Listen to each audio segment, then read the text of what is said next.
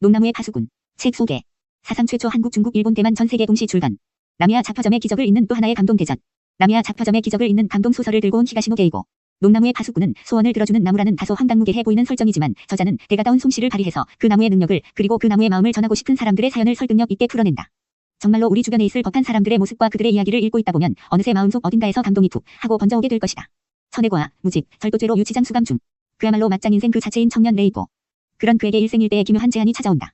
변호사를 써서 감옥에 가지 않도록 해줄 테니 그 대신 시키는 대로 하라는 것. 제안을 받아들인 레이토 앞에 나타난 사람은 지금까지 존재를 알지 못했던 이모라고 한다. 그녀는 레이토만이 할 수 있다며 월형신사라는 곳의 농나무를 지키는 일을 맡긴다. 그 농나무는 이른바 영험한 나무로 많은 사람들이 기도를 하러 온다. 그러나 단순히 기도를 한다기엔 그 태도에는 무언가 석연찮은 것이 있다. 이런 지 한 달 정도 지났을 무렵 레이토는 순찰을 돌다 여대생 유미와 마주친다. 유미는 자신의 아버지가 여기서 도대체 무슨 기도를 하는지 파헤치려 뒤쫓아온 것. 레이토는 반은 호기심에 반은 어쩌다 보니 유미에게 협력하게 된다. 저자 소개. 일본 추리소설계를 대표하는 최고의 베스트셀러 작가. 추리소설 분야에서 특히 인정받고 있는 그는 누구도 상상하지 못한 소재를 자유자재로 변주하는 능력을 가진 탁월한 이야기꾼이다. 그의 작품은 치밀한 구성과 대담한 상상력, 속도감 있는 스토리 전개로 처음부터 끝까지 팽팽한 긴장감을 유지해 독자를 잠시도 방심할 수 없게 만든다. 일본을 대표하는 소설가이자 최고의 베스트셀러 작가가 된 히가시노 게이고는 첫 작품 발표 이후 20년이 조금 넘는 작가 생활 동안 35편이라는 많은 작품들을 써냈음에도 불구하고 늘 새로운 소재, 치밀한 구성과 날카로운 문장으로 매 작품마다 높은 평가를 얻고 있다. 1958년 2월 4일 오사카에서 태어나 오사카 부리대학 전기공 학과를 졸업했다.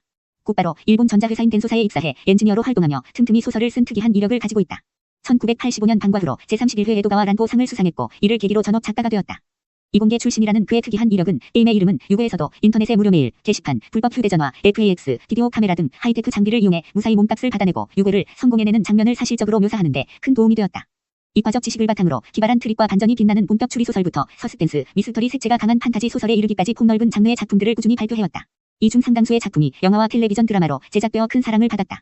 에도가와 란도상은 그 해의 가장 우수한 추리 작품에 수여되는 상으로 데뷔작이자 수상작인 방과 후로 화려하게 등단한 그는 일본 내에서 매우 높은 평가를 받는 작가이지만 유독 한국에서 그 명성과 실력에 맞는 인지도를 쌓지는 못하고 있는 것이 현실이었다.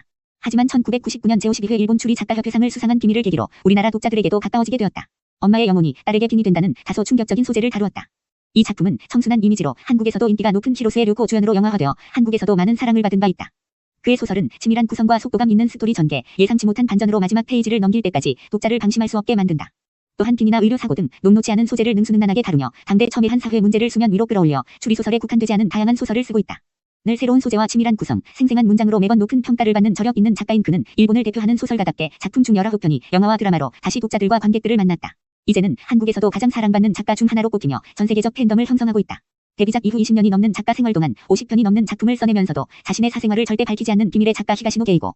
그는 독자들에게 자신을 드러내지 않으면서도 퀄리티 높은 다작의 작품과 한 장의 사진이 남긴 강한 인상으로 스타성을 보여주는 독특한 작가로 20세기 중반의 하드보일드 소설과는 완전히 다른 형태의 드라이한 문체는 극명하게 사건과 행위 위주의 전개 방식을 지향한다. 감정은 휘발되고 독자들은 등장인물과 함께 다음 퍼즐의 조각을 찾아 매 페이지를 바쁘게 내달려야 한다.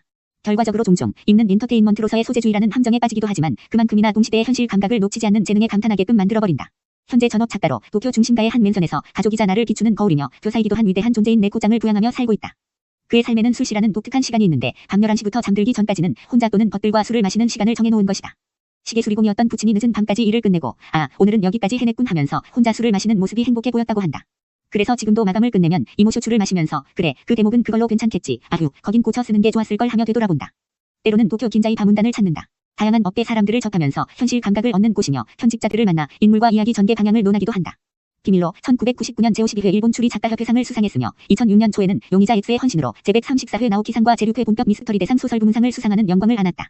2012년 나미야 작화점의 기적으로 제7회 중앙공론문예상, 2013년 몽환화로 제26회 시바타렌자부로상, 2014년 기도의 막이 내릴 때로 제48회 요시카와 에이지 문학상을 수상했다. 이제까지 나오키상에 비밀, 백여행, 짝사랑, 편지, 화녀 등 5작품이 후보로 추천받은 바 있으나 전부 낙선하여 나오키 상과는 인연이 없는 남자라고 불리기도 했지만 6번째 추천작 용의자 X의 헌신으로 결국 상을 거머쥐게 되었다.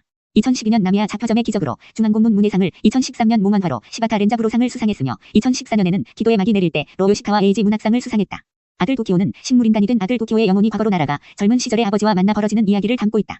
타임슬립이라는 SF적 발상부터 실존과 추적을 넘나드는 스릴과 미스터리, 삶에 대한 긍정과 부자 간의 사랑이라는 뭉클한 감동까지 히가시노 게이고의 모든 매력이 한 권에 압축된 작품이라 평가받는다.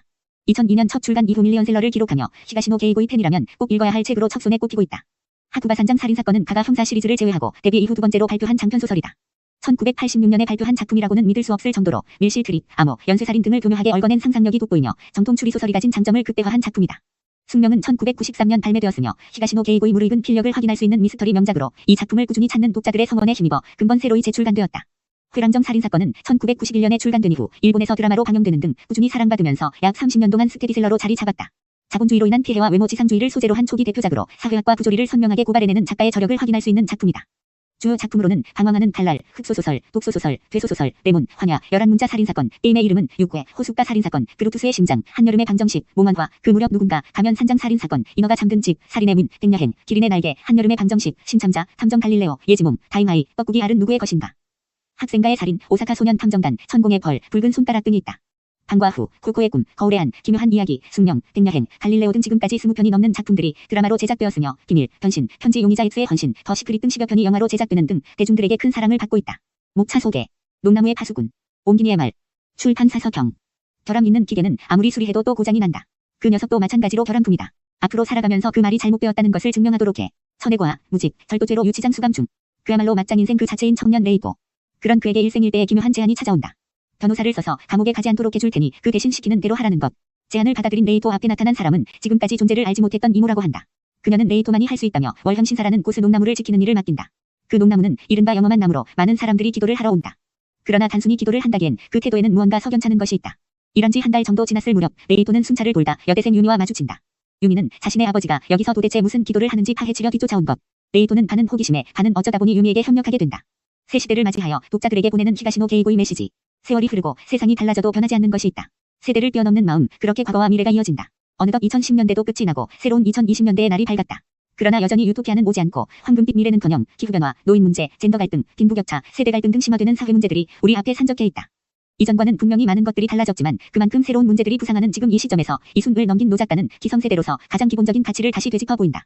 어느 누구도 완벽할 수 없고 어느 누구도 한 점 후회 없이 살아갈 수는 없지만 그럼에도 모든 이에게는 태어난 이유, 살아갈 가치가 존재하며 그것은 다른 사람들에게 어떻게든 전해질 것이라고. 소원을 들어주는 나무라는 다소 황당무계해 보이는 설정에서도 히가시노 게이고는 대가다운 솜씨를 발휘해서 그 나무의 능력을 그리고 그 나무의 마음을 전하고 싶은 사람들의 사연을 설득력 있게 풀어낸다. 정말로 우리 주변에 있을 법한 사람들의 모습과 그들의 이야기를 읽고 있다 보면 어느새 마음속 어딘가에서 감동이 툭 하고 번져오게 될 것이다. 작가의 말. 소원을 100% 들어주는 신비한 나무의 이야기입니다. 옆 사람과 서로 마음을 열고 만나기를 빌어보는 것도 가능합니다. 옴기니의 말. 작가 생활 35년차 바로 지금의 히가시노 게이고가 그려낸 신비한 세계의 진한 향기를 좀 더 많은 독자들과 함께 누릴 수 있기를 빌어본다.